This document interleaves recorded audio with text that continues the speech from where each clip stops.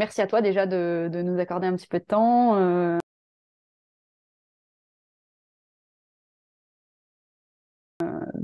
Rapidement, est-ce que tu peux te présenter un petit peu et voilà, nous donner un tout petit peu ton parcours rapidement, quoi. Ok. Je m'appelle Aurélien Dinan-Palaz, j'ai 30 ans, j'habite en Haute-Savoie à côté du lac d'Annecy. Je fais du trail running depuis une bonne dizaine d'années, depuis 2012 maintenant.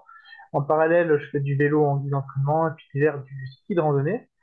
Au niveau des résultats, j'ai été champion de France en 2018, deuxième à l'UTMB en 2021 et cette année victorieux à la Hard Rock aux États-Unis. C'est ça, donc on va y revenir un petit peu en détail sur certains éléments de ce palmarès. Déjà, tu as une carrière qui est déjà très belle en fait, parce que tu es tout jeune. C'est ça, hein, si j'ai bien suivi. Tu es né en 92, Ouais, c'est ouais, ça? ouais, exactement, fin 92. Ouais. Ouais, donc c'est assez jeune pour un trailer, donc c'est assez cool.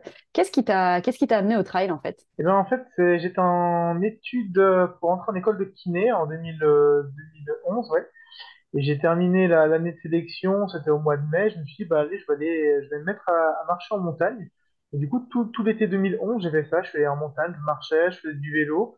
Et ça m'a vraiment plu. Et du coup, je me suis dit, bah allez, je vais me lancer dans ce sport, voir ce que ça donne en compétition. Et puis début 2012, un peu comme ça, au hasard. J'ai envoyé 5 inscriptions dès le début d'année, comme ça, sur des courses. Et puis le virus était pris. Voilà, Tu ne courais pas du tout avant? non, courir, non, j'ai jamais couru, j'ai jamais fait d'athlétisme. Je venais C'est dingue. du foot et du ski alpin. Ok. Donc, bon, des sports qui n'ont rien à voir en courant en foot, Ouais, mais si, si, ouais. c'est Ouais. complètement différent, mais pas du tout le sport d'endurance. Ok. Ouais, c'est drôle. Et du coup, j'ai vu que tu avais commencé en fait un petit peu les courses, enfin tes grandes courses, on va dire tes grands résultats, notamment avec le skyrunning. Tu peux Hmm. nous expliquer un petit peu ce que c'est et puis parce que tout le monde ne connaît pas forcément et puis ce qui t'a conduit à aller sur cette discipline en fait. Oui, c'est ben, la deuxième année que j'ai pratiqué le trail, donc c'était en 2013. J'ai rencontré mon entraîneur, qui est encore un proche maintenant, qui me guide beaucoup, qui s'appelle Jean-Louis Ball. Et en fait, lui était déjà beaucoup dans le haut niveau. Il entraîne que des gens il a entraîné que des gens à haut niveau, ça n'intéresse jamais d'entraîner voilà, des clubs, voilà. Et donc lui il m'a tiré tout de suite, il m'a dit bah faut que tu ailles faire ces courses-là. Donc je suis tout de suite allé sur des grosses courses comme Zegama, comme Transvulcania, des courses qui étaient très très relevées à l'époque.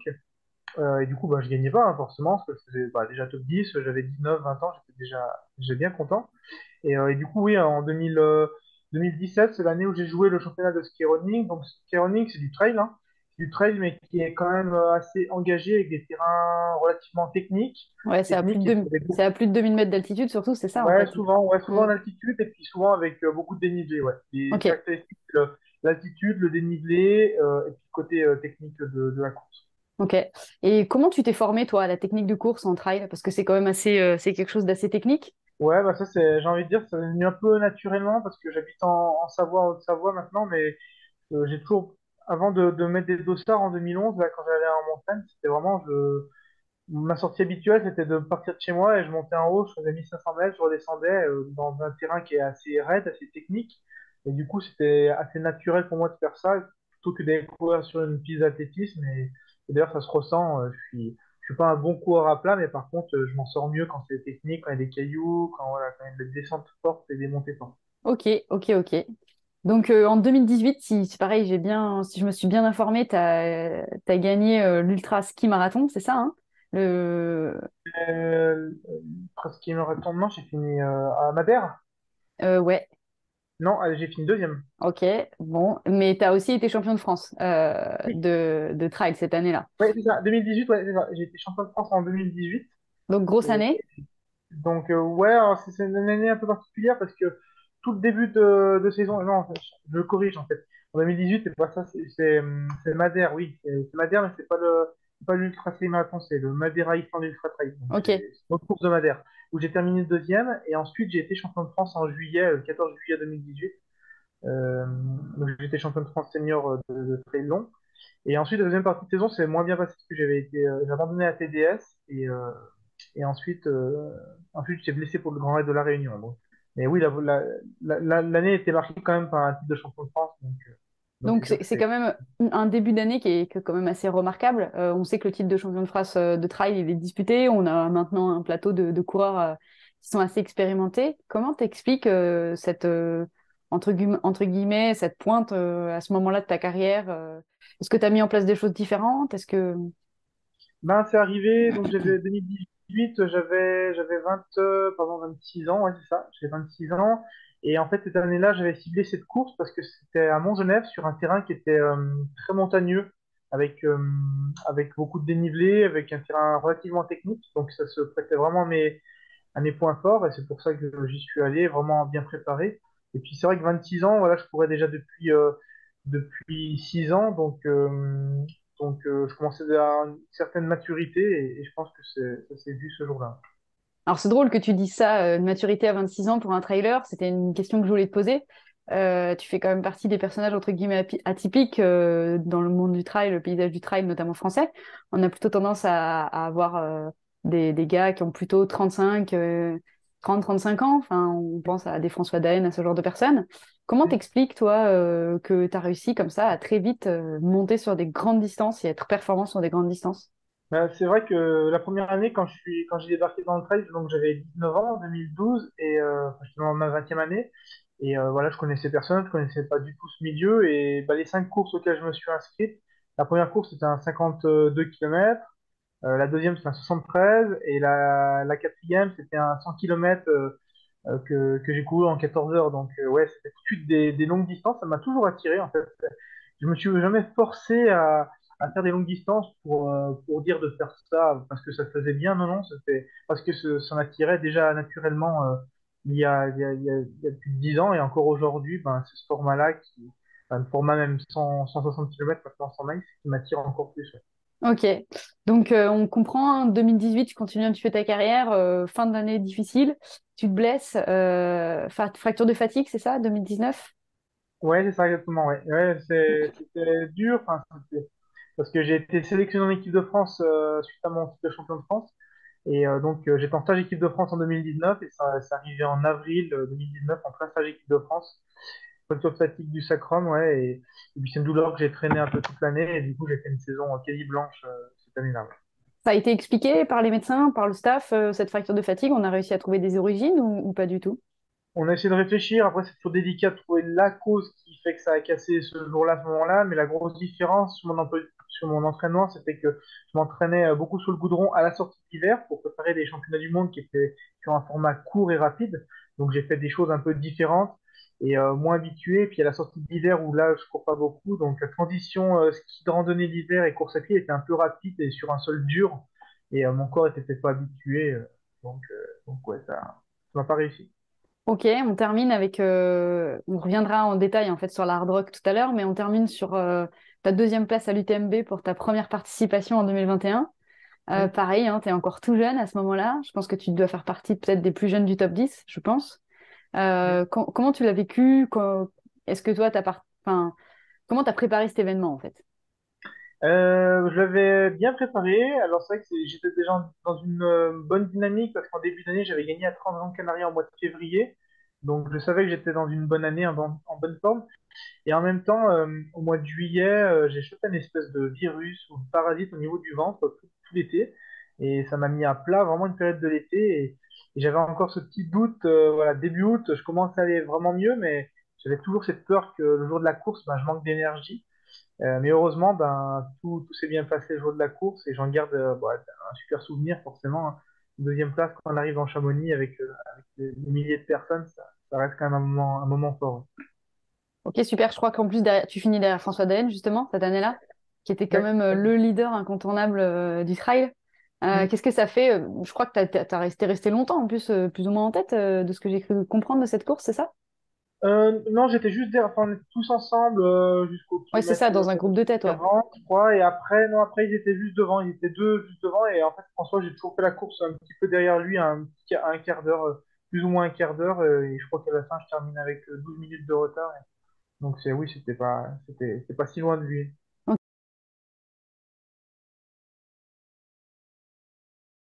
Ok, ok, ok, super. On va revenir en détail bah, forcément sur la course mythique, la dernière, la Hard Rock. Tu vas la gagner en juillet dernier. Est-ce que tu peux nous raconter un petit peu ta course? Ouais, bah c'était une édition formidable pour moi, parce que c'était quand on fait une course comme ça, un gros objectif, on espère toujours avoir des super sensations, et ce jour-là, c'était vraiment le cas. Dès le départ, j'ai senti que c'était le bon jour, quoi, parce que j'avais les jambes tout de suite, et finalement, je suis parti tout de suite devant, alors, sans forcément chercher à aller vite. Et je me suis retrouvé rapidement, enfin, dès le début en tête, et l'écart sur le deuxième n'a fait qu'augmenter tout au long de la course.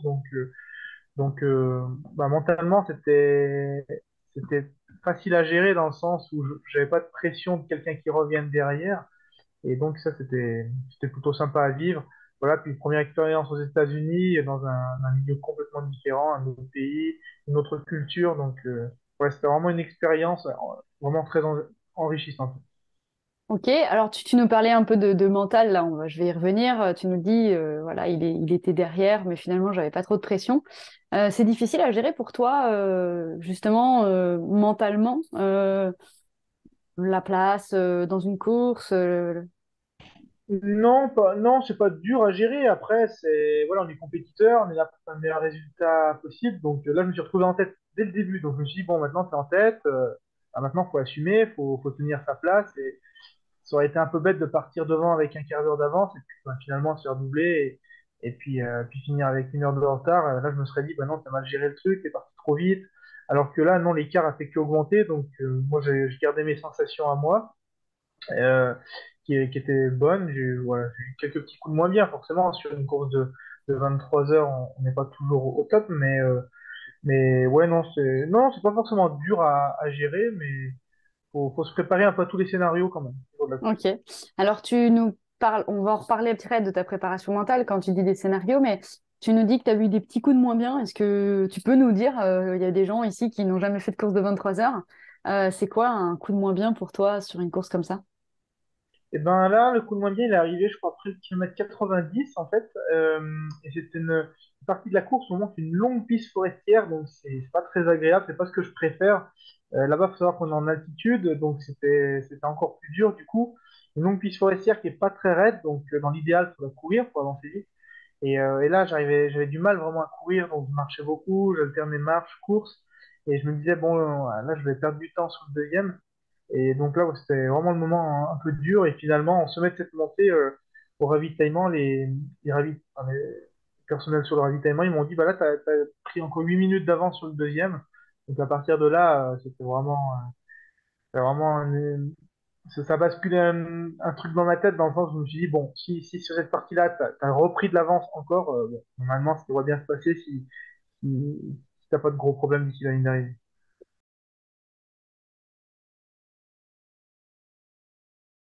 Ok, alors donc on le sait, hein, tu es un athlète sponsorisé par Athlète Nutrition.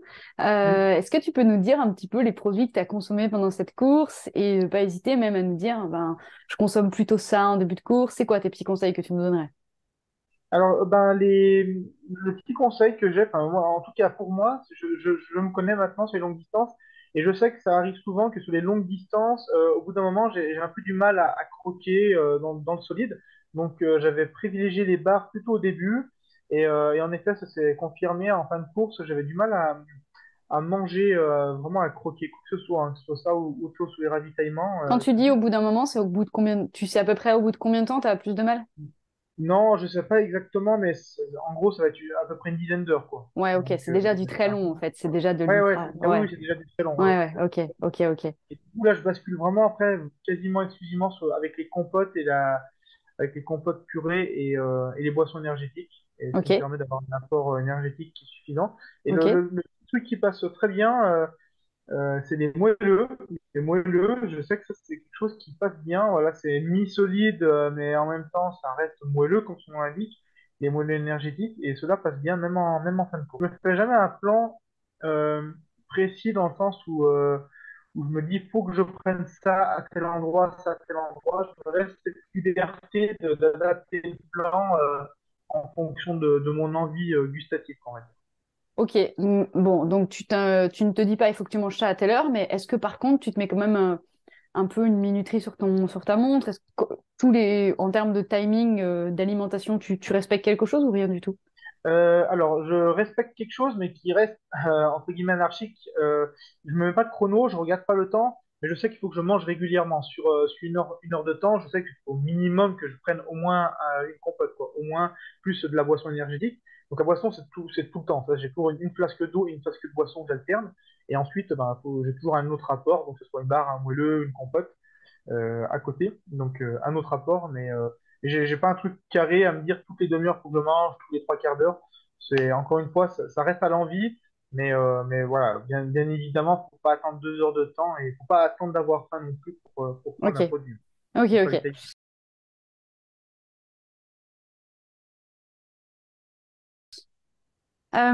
Est-ce qu'il y aurait des choses que tu pourrais nous partager, des clins d'œil, des anecdotes de cette préparation à la hard rock? Est-ce qu'il y a des moments qui te reviennent, je sais pas, auxquels tu penses particulièrement? Ouais, la préparation, bah, c'est marrant. Je suis arrivé là-bas sur place, donc aux États-Unis, 2 semaines avant, et du coup, j'ai pu reconnaître certaines parties de la course.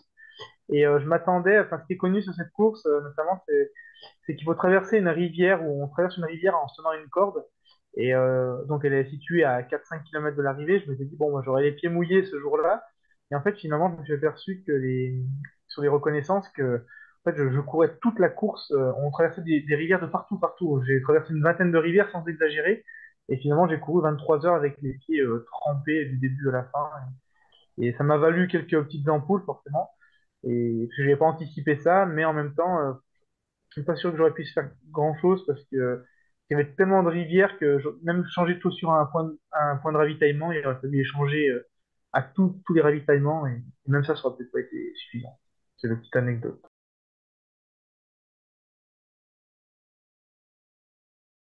Ok, ok.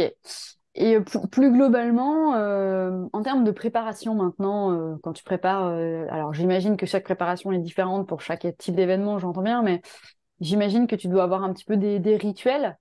Si tu devais nous partager une journée type avec toi, tu nous emmènes, on se lève le matin, tu nous décris un petit peu ta journée type d'entraînement?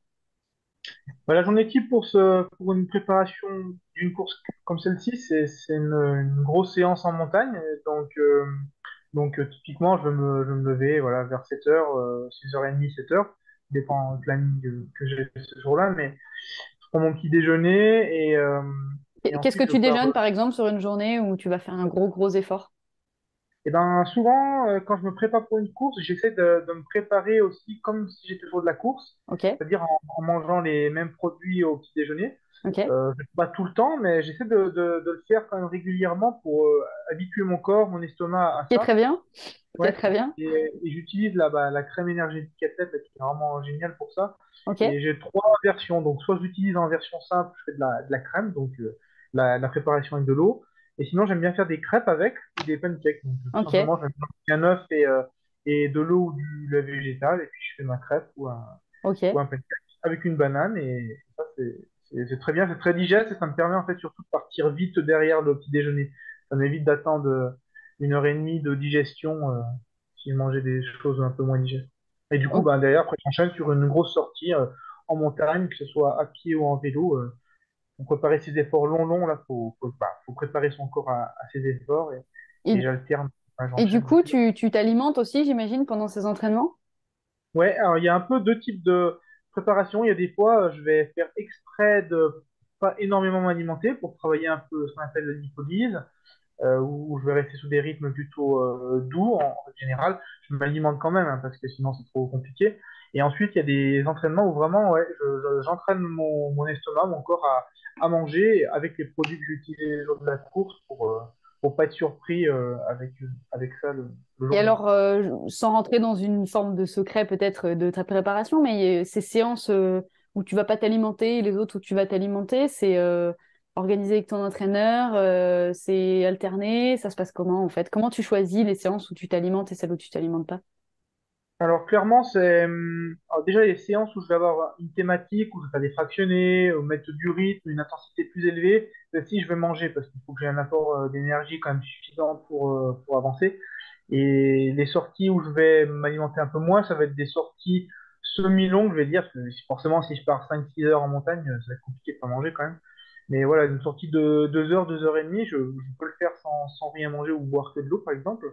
Et celles-ci, bah oui, je les place sur des moments où c'est plus cool, où j'ai pas d'intensité ces jours-là. Ok. Donc, tu vas t'entraîner dans ta journée type. Ensuite, tu rentres. J'imagine que tu remanges quelque chose de solide cette fois.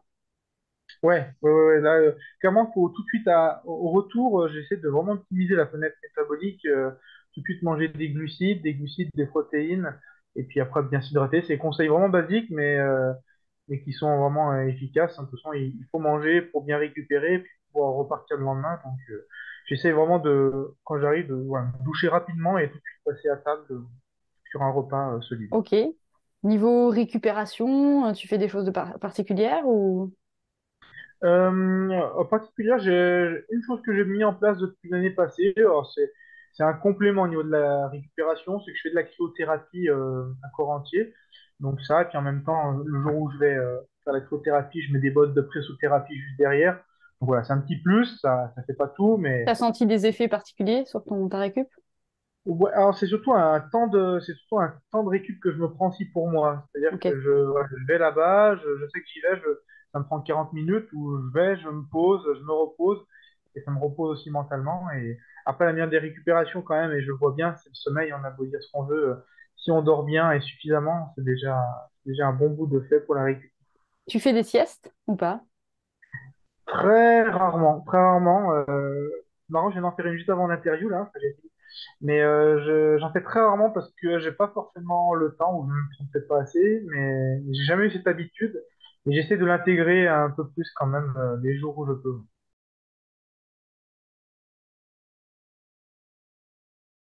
Ok. On parlait de prépa mentale au tout début, et tout à l'heure tu parlais aussi d'un espace mental pour toi. Est-ce que tu as mis en place des choses avec peut-être un préparateur mental ou de ton côté avec des outils et tout pour justement aborder les compétitions? Tu me parlais d'anticiper des scénarios de course. Comment tu gères ça sur le plan mental?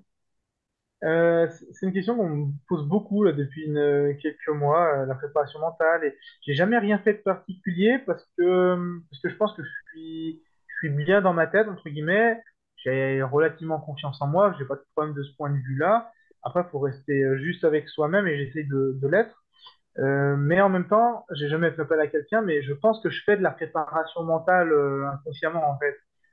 Comme je disais, j'essaie de avoir une course, de me préparer à comment ça va se passer, comment je vais être, comment réagir. Je pense que ça, c'est de la préparation mentale. Sans mettre des mots dessus, j'en fais tout seul, mais non, j'ai jamais demandé de conseils et j'ai jamais senti ce besoin de me tourner vers quelqu'un.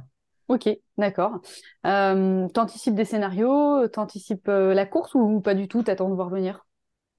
Ouais, non, j'anticipe la course. Enfin, ouais, ça va un peu dans l'idée d'anticiper les scénarios. J'essaie de me dire, bon, là, ça va.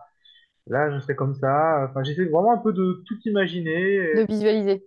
Ouais, de visualiser ça, exactement, c'est le terme. De visualiser la course. J'aime bien reconnaître la course, notamment le parcours, et ça m'aide à visualiser. Je pense que ça fait partie c'est une forme de préparation mentale aussi, parce que une fois que je vois le parcours, voilà, quand je suis chez moi, je me repose, bah, ça me permet de revoir la montagne, la montée, la descente, et de me voir déjà dans ma course.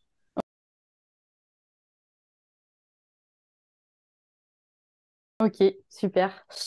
On va passer à un autre champ de questions. Tu dois avoir des objectifs, j'imagine, pour la suite. Peut-être il y en a des secrets que tu veux pas nous dire, mais est-ce que tu as déjà un peu identifié tes prochaines courses, tes prochains grands objectifs?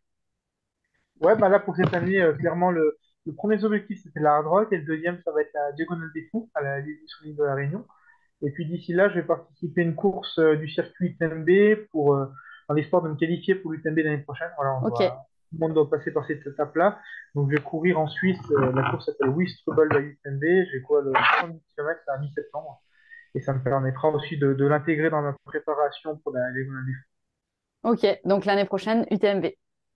Dans l'idée, ouais, c'est ça. Ouais, ouais. L'année prochaine, ouais, j'ai envie de Ok. retourner sur l'UTMB. Ouais.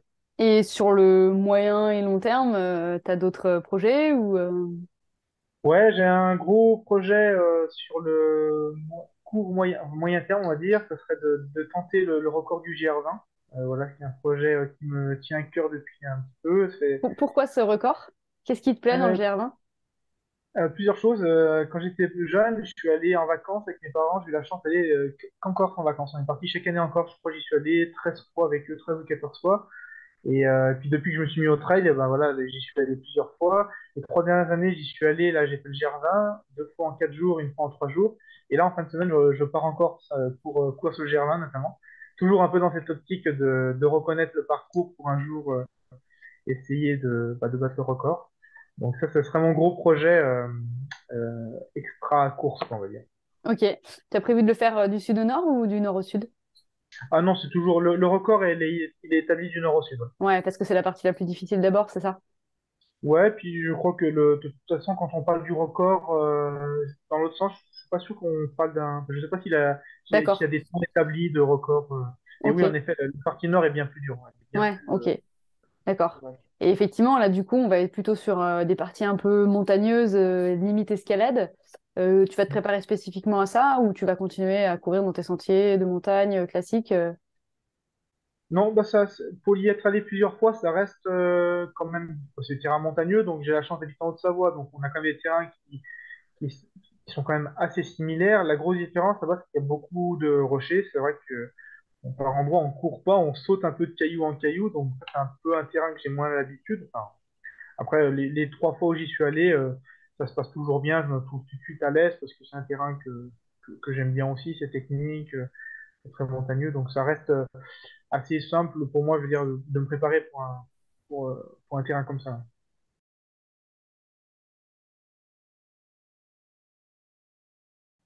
Ok, super. On va se terminer cette interview avec un petit questionnaire à la Proust, comme on dit. Je ne sais pas si tu connais. C'est des petites Mhm. questions très flash, puis des réponses flash ou pas flash d'ailleurs. Tu fais comme tu veux. Donc moi, je vais te donner des petites questions et puis je te laisse y répondre. Si tu devais identifier un trait principal de caractère, Calme. ta qualité qui va t'aider le plus dans le sport, ça se trouve du coup c'est la même. Euh, Ben oui, je me suis pas voir, mais oui, je pense que c'est ceci, ouais. Ok, et si tu en avais une deuxième du coup? Euh, je suis travailleur. Ok. Ton principal défaut, Euh, je suis impatient. la personne qui t'inspire le plus. Ah, ça c'est dur. Ça Oui, c'est très très dur. ou s'il y en a plusieurs, hein. Ouais, ouais, non, mais c'est à trouver une qui vraiment m'inspire. Hmm, ah, bah, bah. Ah, ça va être très basique, mais je vais te dire Kylian Jornet. Ok. Est-ce que si tu écoutes de la musique quand tu t'entraînes, pas de musique? Pas du tout. Alors ça, la musique, je l'écoute dans la voiture, c'est la radio et je mets la première radio qui tombe sous le coude. Ok, donc j'allais dire ton style J'aime de la musique musique quand en tu ne sport, ouais, t'entraînes j'aime pas? vraiment. Ok, pas de musique. Ouais. Ouais, non, même que chez moi, j'écoute jamais de musique. Le soir, j'écoute pas de musique. Vraiment, c'est pas un truc que j'affectionne particulièrement. J'écoute la radio, mais vraiment à part ça, Ok. pas de musique. Euh, quand tu n'es pas en train de courir, ton occupation quand tu ne cours pas. Faire à manger. Mhm. Un autre métier que tu aurais pu faire. Bah, je pratique quand même encore 2 jours par semaine la kinésithérapie. Je suis kiné. Et un autre boulot que j'aurais pu faire à côté de ça, ça aurait été accompagnateur en moyenne montagne, forcément. Qu'est-ce que tu détestes par-dessus tout? Les gens prétentieux. Quel est ton état d'esprit actuel? Très bon, je suis bien dans ma tête et bien dans mes jambes, donc je suis serein. Si tu avais une devise, Tout arrive à point à qui sait attendre. ton produit athlète préféré, La compote abricot. et s'il y a une course que tu voudrais gagner par-dessus tout, Diagonale des Fous. et enfin un rêve que tu aimerais accomplir. Euh, le GR20. Mhm. Ok, super. Bon, bah, tout est cohérent en fait, hein, du début à la fin. Ouais, on tourne autour du même sujet, mais oui. Ok. Ben Aurélien, vraiment, on te remercie beaucoup pour le temps que tu nous as accordé, ta spontanéité, ta fraîcheur, ton dynamisme même, c'est très agréable. Ton calme, effectivement, c'est une vraie qualité. On te souhaite beaucoup de réussite, bien sûr, pour la suite de la saison, mais aussi bah, pour la suite de ta carrière. Et puis, Merci. bah, on est vraiment très heureux d'avoir pu te découvrir et mieux te connaître. Merci beaucoup. Ça fait plaisir.